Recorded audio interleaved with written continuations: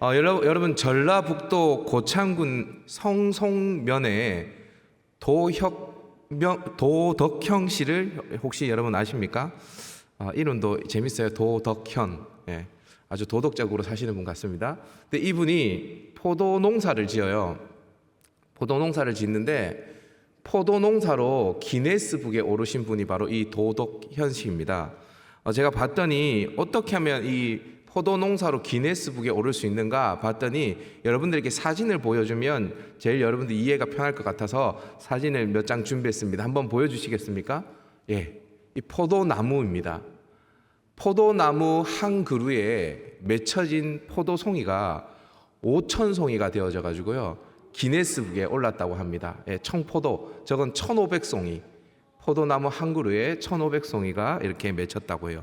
보통 포도나무 한 그루에는 포도나무 이 포도송이가 50송이에서 최대한 100송이 정도 이렇게 맺히게 되어지는데 이 도덕현 씨가 재배한 포도나무에는 한 그루에 5,000송이, 대단하죠. 한 그루에, 나무 한 그루에. 그래서 기네스북에 올랐는데요. 이분이 보니까 이 5,000송이를 그냥 또 농사를 지은 게 아니라 친환경 무농약으로 이렇게 지었어요.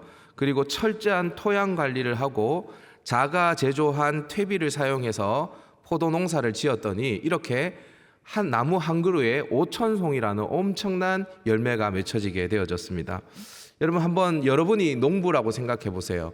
열심히 농사를 지었고 자기만의 방법으로 연구해서 최선을 다해서 농사를 지었더니 나무 한 그루에 5,000송이의 포도 열매가 맺혀지면 농부의 마음이 얼마나 기쁘고 보람차겠습니까? 그런데 여러분, 영적인 포도 농사가 있다는 것도 여러분 혹시 아십니까? 오늘 본문 1절에 보니까 예수님께서 나는 참 포도나무요 내 아버지는 농부라 라고 말씀하십니다. 내 아버지가 뭐라고요? 농부. 여기에서 말하는 아버지는 누구입니까? 예수님이 말씀하시는 아버지, 성부 하나님을 가리키죠. 하나님은 포도나무, 포도원의 농부세요. 하나님이 농사를 열심히 지으셨을까요? 대충 지으셨을까요? 하나님 정말 열심히 포도농사 지으셨어요. 구약의 이사야서 5장을 보면 하나님이 포도농사를 어떻게 지으셨는지가 쭉 나오는데 하나님이 심히 기름진 땅에 땅을 파고 또 돌을 제거해서 극상품 포도나무, 최고 좋은 포도나무를 심으셨대요. 그렇게 포도나무를 심고 놔둔 것이 아니라, 방치한 것이 아니라 하나님이 망대를 세우셔서 혹시 그 포도원에 짐승이나 사람들이 들어와서 포도원을 해칠까 봐 노심초사하면서 그 포도원을 관리했다라고 이야기를 합니다. 그런데 이 포도원이 열매를 잘 맺었냐? 아니요, 잘 맺지 못했어요. 성경에 보니까 사람이 먹을 수 없는 들포도 열매를 맺었다라고 이야기를 합니다. 그래서 이사야서 5장 7절에 이렇게 이야기하는데 여러분들 한번 읽어주시겠습니까? 시작. 무릇 만군의 여호와의 포도원은 이스라엘 족속이요 그가 기뻐하시는 나무는 유다 사람이라. 그들에게 정의를 바라셨더니 도리어 포악이요 그들에게 공의를 바라셨더니 도리어 부르짖음이었도다. 하나님께서 이스라엘이라는 족속을, 그 포도원을 하나님이 만드셨어요. 예, 하나님께서 유다라는 포도나무를 심으셨어요. 하나님께서 그들에게 공의를 바랬어요. 정의를 바랬어요. 그런데 이들은 포악과 부르짖음, 여기서 말하는 부르짖음은 그 포악으로 인하여서 상함을 받은 사람들의 부르짖음, 그 부르짖음을 맺었어요. 그러니까 들포도를 맺은 거죠. 사람이 먹을 수 없는 포도요. 그래서 하나님께서 이 포도원을 어떻게 하신다라고 이야기하냐? 이사야 5장 5절입니다. 다 같이 한번 읽어보십시다. 시작. 이제 내가 내 포도원을 어떻게 행할지를 너에게 이르리라.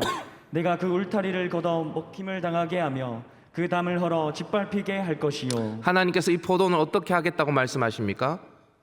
그냥 짓밟히게 할 것이다 라고 이야기합니다. 하나님이 그렇게 애지중지 키웠던 그 포도원을 하나님의 손으로 헐어버리겠다라고 이야기를 하시죠. 오늘 본문도 마찬가지 비슷한 이야기가 등장합니다. 예수님이 참 포도나무고 하나님이 농부신데 하나님께서 열매를 못 맺는 가지를 어떻게 하신다라고 이야기하냐? 여러분 2절 한번 보십시오. 성경책을 한번 보실까요? 2절에 뭐라고 기록되어 있나요? 무릇 내게 붙어 있어 열매를 맺지 아니하는 가지는 아버지께서 그것을 어떻게 해버린다고요? 예, 제거해 버리신대요. 제거해 버리신대요. 6절도 한번 보십시오. 6절. 6절에서는 뭐라고 이야기합니까? 예. 내 안에 거하지 아니하면 가지처럼 밖에 버려져 마르나니 사람들이 그것을 모두 모아다가 불에 던져 사르느니라. 버려져서 불에 던져진대요. 반대로 열매를 많이 맺게 되어지면 어떻게 되냐? 8절 한번 볼까요? 8절. 이번에는 자막이 있습니다. 자막 한번 읽어보십시다. 시작. 열매를 많이 맺으면 내 아버지께서 영광을 받으실 것이요 너희는 내 제자가 되리라. 열매를 많이 맺으면 누가 영광을 받으신다고요? 내 아버지께서 영광을 받으신대요. 그러니까 열매를 맺지 아니하면 제거를 당하지만 열매를 맺게 되어지면 그 열매로 인해서 하나님이 영광을 받으신다라고 이야기를 합니다. 여러분 에스겔 15장을 한번 보시면 나중에 기회 될 때 한번 보십시오. 에스겔 15장을 보면 하나님께서 이렇게 말씀해요. 얘들아, 포도나무가 다른 모든 나무보다 나은 것이 무엇이냐? 그 포도나무를 가지고 무엇을 제조할 수 있느냐? 포도나무 가지고 무엇을 만들 수 있습니까? 만들 수 없습니다. 심지어는 하나님이 뭐라고 이야기하냐면 거는 못도 만들 수 없다라고 이야기합니다. 포도나무는 아무런 가치가 없어요. 그런데 이 포도나무가 유일하게 가치를 찾을 수 있는 것이 뭐냐 하면 열매입니다. 열매. 열매를 맺을 때에만 그 의미를 찾을 수 있는 것이 바로 이 포도나무죠. 아니면 땔감으로밖에 쓰일 수밖에 없습니다. 오늘 본문을 보면 1절에서 예수님은 나는 참 포도나무요 내 아버지는 농부라 라고 말합니다. 그리고 5절에 보면 나는 포도나무요 너희는 가지라 라고 말하죠. 예수님은 포도나무고 우리는 뭐라고요? 다시 예수님은 포도나무고 우리는 뭐라고요? 예, 가지. 예수님은 포도나무, 우리는 가지. 여러분 우리가 지금 7번째 에고 에이미를 살펴봐요. 요한복음에서 지금 6번째까지는 다 살펴봤거든요. 혹시 여러분 기억나십니까? 6번 동안의 에고 에이미. 이 7번의 에고 에이미 중에서 6번째까지와 이 7번째 가장 큰 차이점이 뭘까요? 여러분 다른 모든 계시는 예수님이 누구신지에 대해서 말해요. 기억나십니까? 나는 생명의 떡이다. 나는 세상의 빛이다. 나는 양의 문이다. 나는 선한 목자다. 나는 부활이고 생명이다. 나는 길이고 진리고 생명이다. 다 예수님의 자기 계시가 기록되어져 있어요. 그런데 오늘 본문 7번째 에고 에이미는 우리가 누구인지도 말해줍니다. 나는 포도나무요 너희는 뭐라고요? 가지. 우리의 정체성에 대해서도 이야기해주고 있어요. 여러분 다시요. 포도나무 가지의 유일한 가치가 뭐라고요? 열매입니다. 열매. 따라서 열매 맺지 못하는 가지는 아무짝에 쓸데가 없는 거예요. 여러분 우리 모두 예수님께 붙어 있는 가지로서 풍성한 열매를 맺는 그런 인생으로 쓰임 받을 수 있기를 주님의 이름으로 축복합니다. 아멘. 자, 그러면 어떻게 하면 우리는 풍성한 열매를 맺을 수 있을까? 그래서 버려지는 인생, 제거되어지는 인생이 아니라 하나님께 영광을 돌리는 인생으로 쓰임 받을 수 있을까? 저를 한번 따라했으면 좋겠습니다. 붙어 있어라. 어떻게 하라고요? 붙어 있어야 돼요. 여러분 아무리 좋은 비료, 또 아무리 좋은 토양, 또 아무리 적절한 비와 환경을 만들어 주더라도 포도나무에 가지가 붙어 있지 않으면 열매를 맺을 수 있는 방법이 있습니까? 없습니까? 없습니다. 따라서 붙어 있음은 열매 맺음의 필수 조건입니다. 필수 조건. 그래서 오늘 본문 5절에도 뭐라고 말하냐? 우리 5절 다시 한번 읽어보도록 할까요? 시작. 나는 포도나무요 너희는 가지라. 그가 내 안에 내가 그 안에 거하면 사람이 열매를 많이 맺나니 나를 떠나서는 너희가 아무것도 할 수 없음이라. 나를 떠나서는 너희가 아무것도 할 수 없음이라. 그러니까 열매 맺으려면 반드시 붙어 있어야 하는 거예요. 자, 그런데 오늘 본문을 자세히 보세요. 이 5절을 자세히 한번 보십시오. 맨 처음에는 포도나무에 붙어 있으라고 이야기를 했다가 4절부터는 이 붙어 있어라는 이야기를 조금 다르게 계속 표현을 해요. 성경 한번 보세요. 여러분 성경을 펼쳐보세요. 성경 한번 보시면 4절도 한번 보시고요, 5절도 한번 보시고 6절, 7절, 9절, 10절, 11절 다 한번 보세요. 성경을 한번 보세요. 어떤 단어가 계속 반복해서 등장하죠? 내 아내라는 단어가 계속해서 반복하여서 등장합니다. 내 아내, 그가 내 아내, 그가 내 아내, 내가 그 아내, 그죠? 아내라는 단어가 계속해서 반복하죠. 우리 갈릴리 지체들은 모르겠지만 예전에 파리의 연인이라는 드라마가 있었는데 거기서 박신양 씨가 나와서 내 안에 너 있다 뭐 이런 아주 명대사를 날렸습니다. 근데 이 내 안에 너 있다 이런 명대사의 원조가 누구냐면 바로 우리 예수님이에요. 예수님. 내 안에 너 있다, 너 안에 내 있다, 뭐 이런 이제 아주 오글거리는 이야기를 예수님께서 하고 계세요. 근데 여러분 이 보시면 내 안에 너 있다 굉장히 뭐 오글거리고 내 안에 너가 어떻게 있어 뭐 이런 생각이 들겠지만 예수님께서 말하는 내 안에 너 있다는 좀 차원이 달라요. 차원이 다릅니다. 그 박신양 씨하고는 차원이 달라요. 보세요. 그가 내 안에, 내가 그 안에 거하면. 다시요. 그가 내 안에, 내가 그 안에 거하면. 우리가 예수님 안에 거하고 예수님 안에 우리가 거하면 그 사람은 열매를 많이 맺는데요. 자, 여러분 이게 뭐죠? 아니 보세요. 예수님 안에 우리가 거하든지 예수님이 우리 안에 거하든지 이 둘 중에 하나가 돼야지 우리가 예수님 안에 거하고 예수님도 우리 안에 거한다. 이게 말이 됩니까? 사실 말이 안 되는 얘기거든요. 보세요. 자, 이게 예수님이에요. 그리고 이게 우리예요. 우리가 예수님 안에 거하면 예수님은 우리 안에 거하는 겁니까? 아니죠.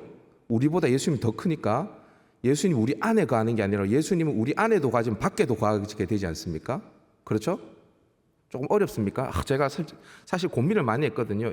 이주 목사님처럼 칠판에 막 기록하면서 그림을 그려가면서 해볼까 막 이런 생각도 했었는데 보세요. 예수님 안에 우리가 거하든지 아니면 우리 안에 예수님이 거하든지 둘 중에 하나가 돼야 되지 우리가 예수님 안에 거하고 예수님이 우리 안에 거한다. 이게 무슨 말일까?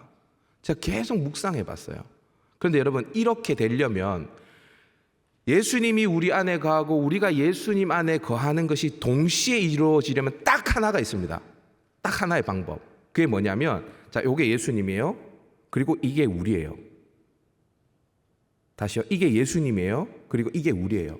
그래서 이게 정확하게 딱 일치가 되어지면 우리가 예수님 안에 거하고 예수님이 우리 안에 거하게 되어집니다. 이해되십니까? 이해가 되나요? 완벽한 하나가 되어질 때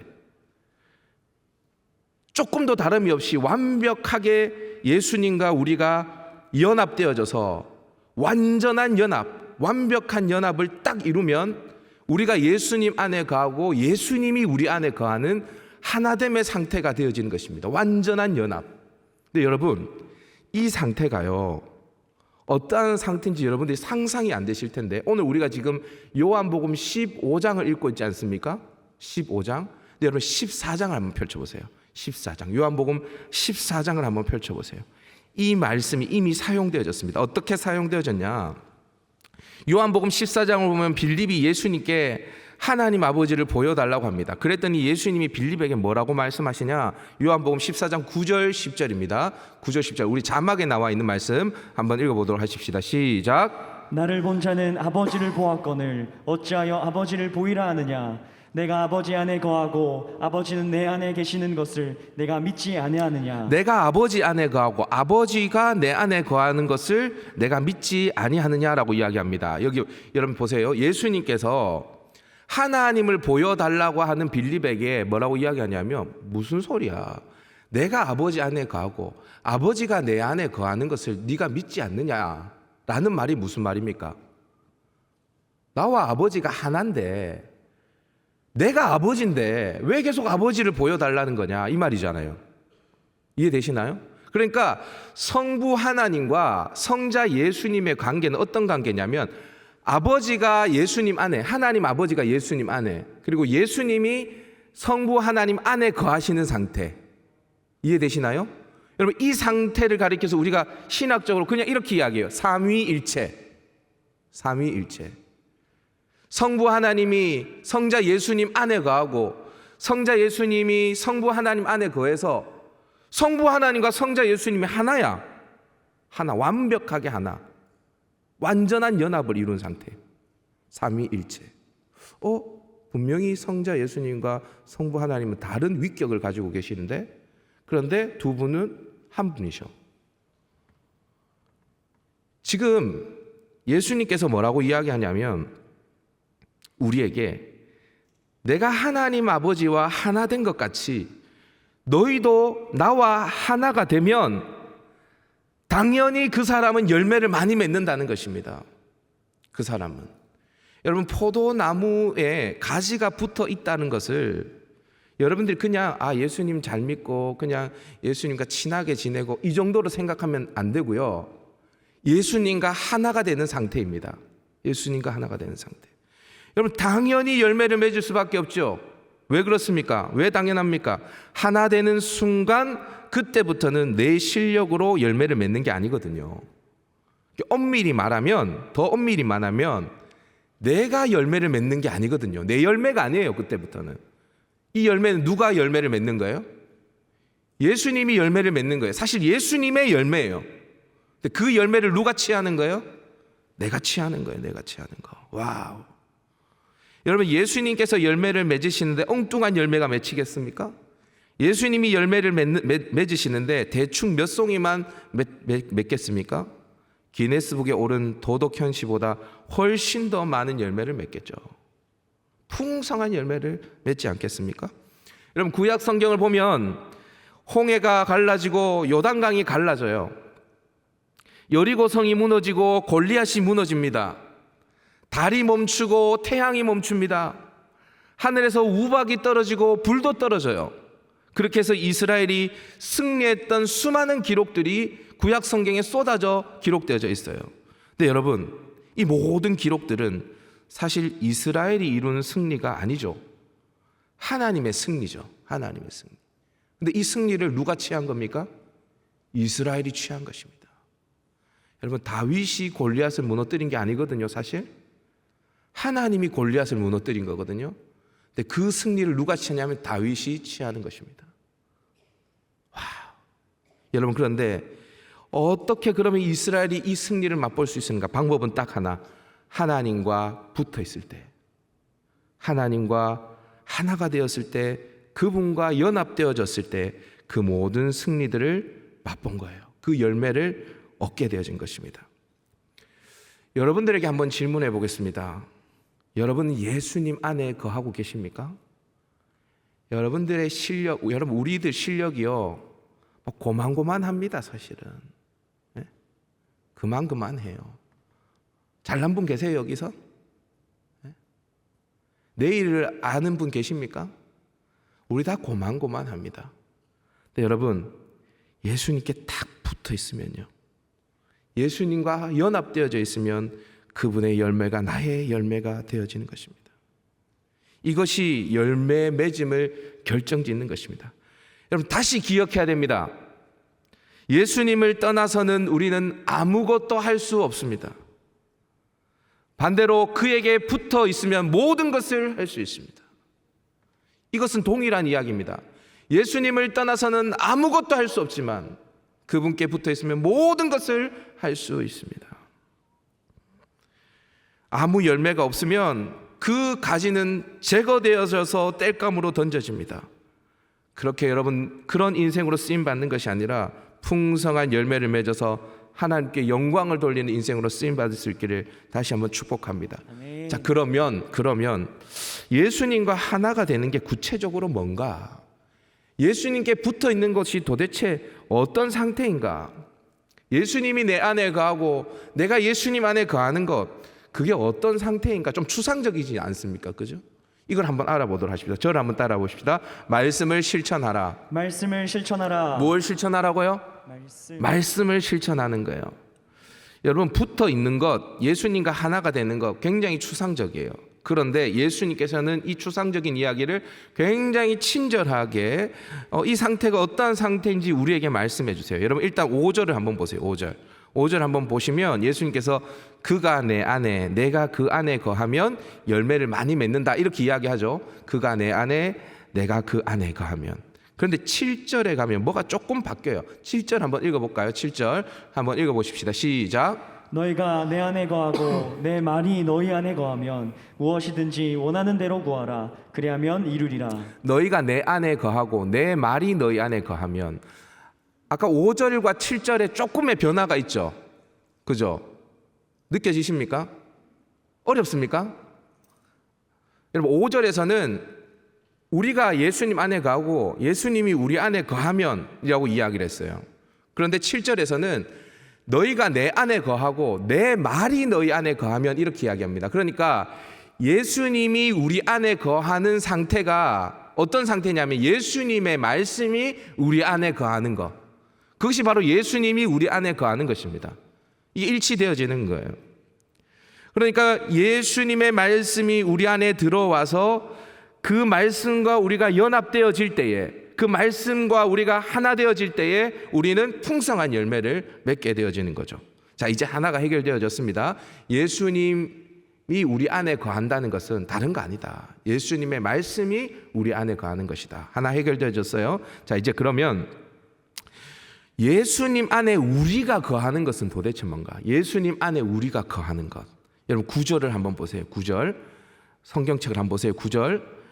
아버지께서 나를 사랑하신 것 같이 나도 너희를 사랑하였으니 나의 사랑 안에 거하라 라고 이야기합니다.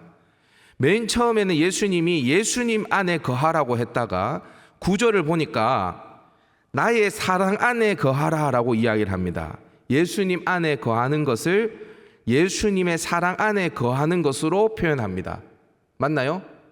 자, 그런데 어떻게 하면 그 예수님의 사랑 안에 거할 수 있는지 10절에서 그 비결을 바로 이야기를 해줍니다. 10절 다 같이 한번 읽어볼까요? 시작. 내가 아버지의 계명을 지켜 그의 사랑 안에 거하는 것 같이 너희도 내 계명을 지키면 내 사랑 안에 거하리라. 어떻게 하면 예수님의 사랑 안에 거할 수 있는가? 내 계명을 지키면 내 사랑 안에 거하리라 이렇게 이야기합니다.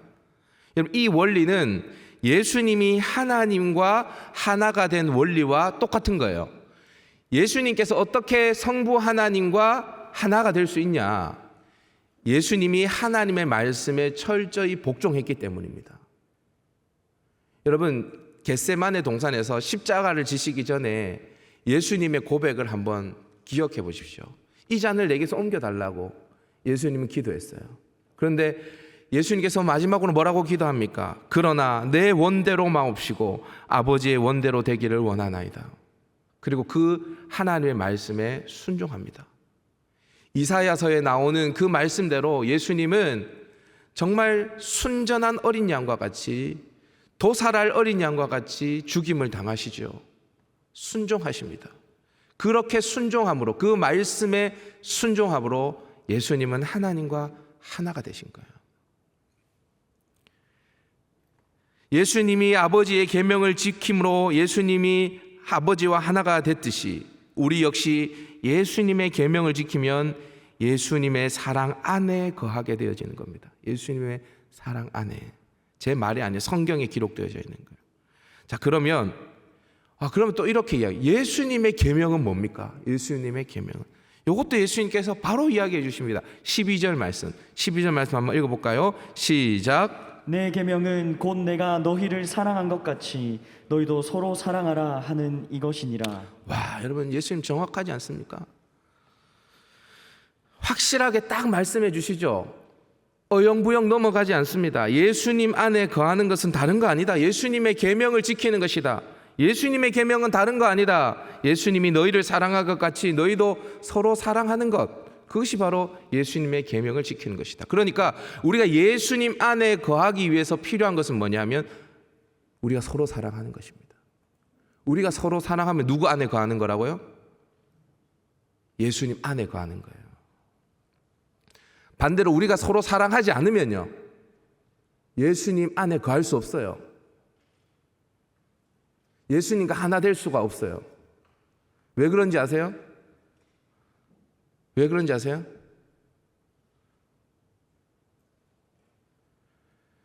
왜냐하면 내가 사랑하지 않는 그 사람과 예수님이 하나가 되어 있기 때문입니다. 내가 그 사람을 사랑하지 않고 그 사람과 분리되는 순간 그 사람과만 분리되는 것이 아니라 그 사람과 하나가 된 예수님과 분리되는 것입니다. 따라서 예수님이 말씀하신 내 계명, 서로 사랑하라는 그 계명을 지킬 때만 우리는 예수님 안에 거할 수 있게 되어지는 것입니다. 자, 그러니까 정리를 한번 해보세요. 우리가 예수님 안에 거하는 것은 다른 게 아니라 예수님의 말씀의 지배를 받는 거예요. 예수님이 우리 안에 거하는 것 역시 다른 게 아니에요. 예수님의 계명을 지키고 그 계명 안에 거하는 거예요. 그러니까 말씀대로 실천하고 그 말씀대로 살아가는 것, 그것이 예수님과 하나 되는 붙어 있는 비결이고 열매 맺음의 비결이라는 것입니다. 만약 우리가 예수님의 말씀의 지배를 받게 되어지면 7절과 16절의 말씀처럼 원하는 대로 구하고 응답받게 되어지는 축복을 누리게 되어집니다. 무엇을 구하든지 다 받게 되는 기도 응답의 축복을 누리게 되어집니다. 왜 그렇습니까? 여러분, 우리가 예수님과 하나가 되어지면요, 어떤 상황인지 아십니까, 여러분? 여러분이 간구하는 것은 누구의 간구가 되어집니까? 다시요. 우리가 예수님 안에 가고 예수님이 우리 안에 거해서 나와 예수님이 완전히 하나가 되어져요. 그런 상태면 우리가 예수님의 이름으로 기도합니다라고 이야기를 할 때 사실은 뭐냐면 예수님의 이름으로 여러분들이 기도하는 것이 아닙니다. 예수님이 기도하는 것입니다. 예수님이 하나님께 기도하는 것입니다. 당연히 구하는 대로 얻게 되어지는 거예요. 당연한 진리입니다. 또한 11절에 나오는 것처럼 만약에 우리가 예수님 안에 가고 예수님이 우리 안에 거하게 되어지면 예수님의 기쁨이 우리 안에 있어 우리의 기쁨을 충만케 합니다. 이것도 당연한 거죠. 왜 당연합니까? 내가 예수님과 하나가 되어지면 내 기쁨은 내 기쁨이 아니라 누구의 기쁨입니까? 예수님의 기쁨이죠. 예수님의 기쁨은 누구의 기쁨입니까? 나의 기쁨이죠. 예수님의 기쁨이 이 세상에서 줄 수 있는 기쁨과 조금만 차이 나는 그런 기쁨이 아닙니다. 세상에서는 경험할 수도 없고 상상할 수도 없는 그 엄청난 기쁨, 충만한 기쁨이 우리에게 있게 되어진다라고 이야기하는 거예요. 여러분, 가끔 꽃집에 가서 꽃다발을 이렇게 사면 잠시 그 꽃이 예쁘다가도 얼마 지나면 시들어 버리는 것을 보게 되어집니다. 물론 요즘에는 꽃의 생기가 오래 가도록 다발 아래에 이렇게 물주머니를 만들어 주기도 하지만 생명에서 끊겨진 꽃은 결국 시들어지게 되어져 있습니다. 우리 역시도 마찬가지입니다. 나는 포도나무요, 너희는 가지라. 잊지 맙시다. 우리는 가지예요, 가지. 원둥치를 떠나서는 죽는 가지입니다. 우리에게는 어떠한 생명도 없고 에너지도 없습니다. 당연히 우리의 힘으로는 아무것도 할 수가 없죠. 이것을 알 때 우리는 철저하게 하나님께 붙어 있게 되어집니다. 우리의 힘으로는 어떠한 선도 행할 수 없음을 알 때 우리는 하나님의 말씀 안에 거하게 되어집니다. 그리고 그렇게 하나님의 말씀 안에 거할 때 내 힘으로는 도저히 맺을 수 없는 선한 열매들이 우리의 삶 속에 맺혀지게 되어지는 거예요. 여러분, 그때 고백하는 겁니다. 그때 고백합니다. 하나님, 이 열매는 내 열매 아니에요. 예수님 열매예요. 예수님 열매. 내 힘으로 맺은 열매 아니에요. 예수님이 맺게 하신 열매예요. 여러분, 그렇게 고백할 때 그 고백을 통해서 하나님이 영광을 받으십니다. 열매 때문에 하나님이 영광을 받으시는 게 아니라요.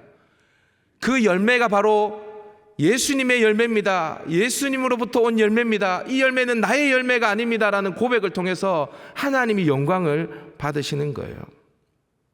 여러분, 우리는 이제 7번의 에고에미, 예수님의 자기 계시를 마칩니다. 저는 여러분들에게 질문하고 싶어요. 우리가 6주간의 설교를 들었거든요. 이 에고에미에 대해서. 여러분에게 예수님은 누구십니까? 여러분의 예수님은 생명의 떡이 맞습니까?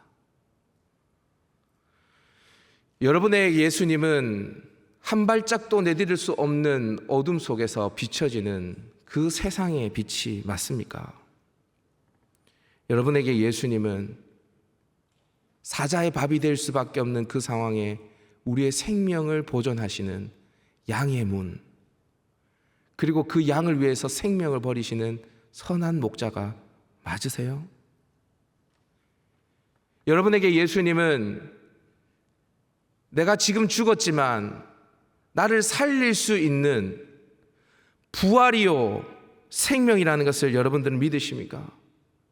하나님 앞에 도저히 나아갈 수 없지만 유일한 길을 내신 길이요 진리요 생명이 바로 예수님이라는 사실을 여러분들은 믿으십니까?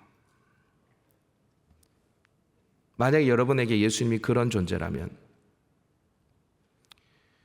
예수님을 제대로 한번 믿어보시지 않겠습니까? 제가 다시 말씀드리죠. 교회에 나온다고 이 자리에 앉아있다고 예수님 믿는 거 아닙니다. 지금 여러분들이 이 자리에 앉아있다고 예수님 믿는 거 아닙니다. 예수님을 따라다니는 수많은 무리들이 있었습니다. 그렇지만 그들은 예수님 믿지 않았어요. 그가 행하시는 기적에만 관심이 있었습니다. 여러분들에게 예수님이 누구십니까? 만약에 여러분들에게 예수님이 그 생명의 원천이신 포도나무라면 여러분 제대로 한번 붙어 있지 않겠습니까? 제대로 예수님과 한번 하나가 돼보지 않겠습니까?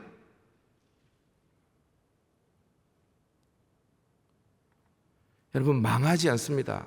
결코 망하지 않습니다. 그 예수님께 붙어 있으면 반드시 풍성한 열매를 맺습니다.